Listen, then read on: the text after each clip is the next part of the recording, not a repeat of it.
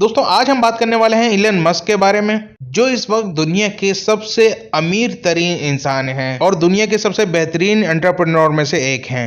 ये एक फार cited, futuristic और बैरियर फ्री थिंकिंग रखने वाले शख्स हैं।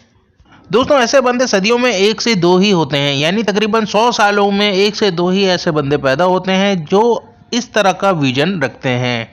बचपन से इनको किताबें पढ़ने का बहुत शौक था। इन्होंने 10 साल की उम्र में ही इतनी किताबें पढ़ दी थी जितनी कि एक ग्रेजुएट बंदा भी नहीं पढ़ पाता। दोस्तों आपने एक बात तो नोट करी होगी, अक्सर लोगों के घरों पर कंप्यूटर नजरअंदाज पड़ा रहता है, लेकिन इन्होंने 12 साल की उम्र में घर पे पड़े पड़े कंप्यूटर से एक गेम बना डाला और $500 के अंदर ये गेम एक कंपनी को बेच दिया गया। यानी इनकी पहली कमाई 12 साल की उम्र में हुई $500। इनका मानना है कि प्रॉब्लम खुद एक प्रॉब्लम नहीं है, बल्कि किसी प्रॉब्लम का हल ढूंढना ही असल प्रॉब्लम है। ये कहते हैं फेलियर इज एन ऑप्शन, यानी फेलियर आपके लिए एक ऑप्शन है। इन्होंने सोलर सिटी बनाई जो काम करती है सस्टेनेबल एनर्जी क्रिएशन पे। उसके बाद इन्होंने टेस्ला मोटर बनाई जो काम करती है सस्टेनेबल एनर्जी कंजप्शन पे। ये एक प्रोग्रामर एंड रॉकेट साइंटिस्ट हैं। और मजे की बात, इन्होंने किसी यूनिवर्सिटी से प्रॉपर पढ़ाई नहीं की, बल्कि इन्होंने खुद से इस चीज़ को पढ़ा और सीखा और ये बन गए प्रोग्रामर एंड रॉकेट साइंटिस्ट। ये डीप विजन रखते हैं। ये कहते हैं कोई भी काम नामुमकिन नहीं है, होगा ज़रूर होगा, आपको तरीका चेंज करने की ज़रूरत है। अगर कोई काम आपसे नहीं हो रहा था, आप उसका तरीका चेंज करें, वो ज़रूर होगा। ये कहते हैं कि मुझे वो नहीं करना जो किया जा सकता है, मुझे वो करना है जो करना ज़रूरी है। और बात की जाए इनकी कंपनीज की तो Zip2, X.com, PayPal, spaces, Tesla, solar city और हाइपरलूप वगैरह जैसी बड़ी कंपनियां आपको देखने को मिलती हैं। दोस्तों अब बात करते हैं इनके लाइफ में फेलियर कहां कहां आए। इन्होंने पहली कंपनी शुरू करी 1995 में Zip2 के नाम से। आहिस्ता आहिस्ता कंपनी में फंडिंग बढ़ती गई और बोर्ड ऑफ डायरेक्टर बढ़ते गए। कुछ टाइम बाद इनको सीईओ की पोस्ट से भी हटा दिया गया। उसके बाद इन्होंने कंपनी खोली X.com के नाम से, जो बाद में कॉफिनिटी नाम की एक कंपनी के साथ मर्ज हो गई और बन गई पेपाल, जो आज पूरी दुनिया में मनी ट्रांसफर के लिए पहले नंबर पे आती है। ये पेपाल में भी सीईओ थे, बट यहाँ से भी इनको निकाल दिया गया और निकलते वक्त जो इनको हिस्सा मिला वो $165 मिलियन थे।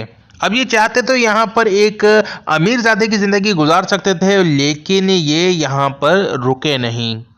इन्होंने विजन किया कि हो सकता है कि आने वाले वक्तों में कोई सैयारा ज़मीन से टकराए और ज़मीन ख़त्म हो जाए, तो क्यों ना हमें चांद पे रिहाइश स्टार्ट करनी चाहिए। ये रशिया गए और वहाँ जाके इन्होंने कहा मुझे एक ऐसा रॉकेट चाहिए जो मुझे चांद तक ले जा सके। रशिया में इनको 8 मिलियन की कोटेशन दी गई, जो कि बहुत ज़्यादा अमाउंट थी। इन्होंने बहुत नेगोशिएट करने की कोशिश करी, मगर बात नहीं बनी और डील फाइनल नहीं हुई और ये वापसी आ गए। वापसी आने के बाद उनके जहन में बस एक ही बात चल रही थी कि मैं क्यों नहीं बना सकता ये रॉकेट। अब इन्होंने बाकायदा कोई तालीम तो नहीं ली थी रॉकेट बनाने की, मगर इन्होंने आके किताबें पढ़ना शुरू करी और इसको स्टडी करना शुरू किया। इन्होंने स्पेस एक्स नाम की एक कंपनी खोली और उसमें ये प्रोजेक्ट शुरू कर दिया और ये इस प्रोजेक्ट के चीफ इंजीनियर थे। दरअसल रॉकेट बनाना मेन बात नहीं थी, रॉकेट को सस्ता बनाना ही मेन बात थी।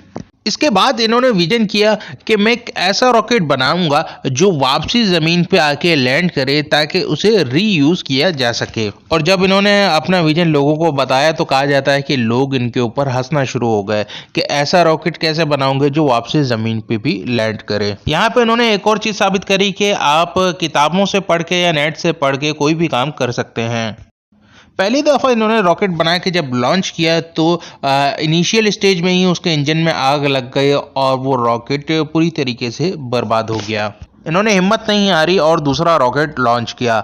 दूसरा रॉकेट स्पेस में गया लेकिन ऑर्बिट तक नहीं पहुंच सका, पहले ही ऑफ रूट हो गया। फिर इन्होंने तीसरा रॉकेट लॉन्च किया जो स्पेस में जाते ही ऑफ रूट हो गया। एक के बाद एक तीनों रॉकेट तबाह हो गए और पैसों का बहुत भारी नुकसान हो गया।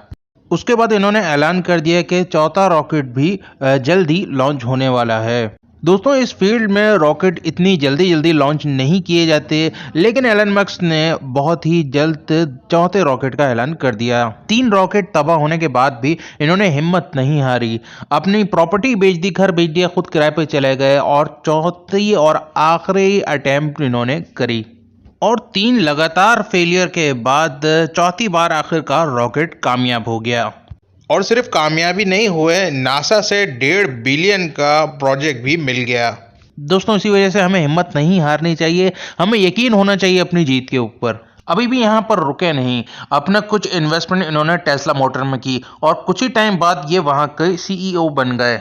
दोस्तों जैसा आप लोग जानते हैं ग्लोबल वार्मिंग मुस्तकिल बढ़ती जा रही है, इन्होंने सोचा क्यों ना एक इलेक्ट्रिक कार बनाई जाए। अब जब कार बनी तो उसकी कॉस्ट डबल आ गई। ये समझ रहे थे कि $50,000 के अंदर कार तैयार हो जाएगी, बट वो उसकी दुगने पैसों में पड़ी।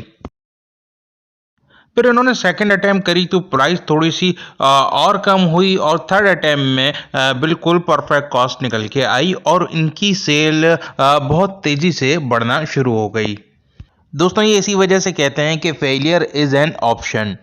आप इनके फेलियर देखिए तो पेपाल से इनको निकाल दिया गया, X.com से इनको निकाल दिया गया, स्पेस एक्स के अंदर इन्होंने रॉकेट बनाए, तीन रॉकेट जो है वो तीनों बार इनके तबाह हो गए, फिर भी इन्होंने हिम्मत नहीं आ रही। टेस्ला मोटर में आए तो यहाँ पर इलेक्ट्रिक कार बनाए जिसकी कॉस्ट जो है वो इतनी ज़्यादा आ गई कि सेल करना मुश्किल हो गई। लेकिन इन्होंने हर फेलियर को ऑप्शन समझा और उसके ऊपर मजीद काम करते गए। दोस्तों इसे कहते हैं आर्ट ऑफ फेलिंग सक्सेसफुली। आज पूरी दुनिया की हर छोटी बड़ी कंपनी इनसे जुड़ना चाहती है। बस इन्होंने एक चीज को ही फोकस करा, ये जब भी गिरने से ये घबराए नहीं, गिरने से ये डरे नहीं, जब भी फेल हुए उसके बाद दोबारा खड़े हो गए, जब भी गिर के दोबारा खड़े हो गए।